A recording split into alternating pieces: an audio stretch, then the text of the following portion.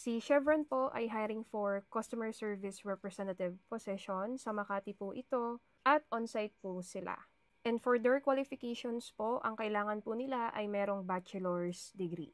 At yung mga fresh graduates po ay pwede pong mag-apply.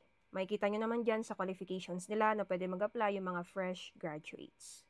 Meron pa silang ibang hiring sa website nila na pwede nyong applyan. Ayun, makikita nyo naman. Meron silang 28 job positions na pwede nyong applyan dito sa Philippines. Paano kayo makakapag-apply? Siyempre, tuturuan ko kayo. Una po, mag-open po kayo ng browser sa phone nyo or sa laptop nyo or sa computer nyo. Then, i-type nyo po yung Chevron Careers PH. At i-click nyo po yung Chevron Careers. Pag na-click nyo po yan, lalabas po ito. Pwede nyo i-click yung Find Jobs or See Jobs. Kahit ano dyan. Pag na-click nyo po kahit ano dyan, lalabas na po ito. Pwede nyo nang applyan yung mga gusto nyong applyan or fit sa experience nyo or sa tinapos nyo.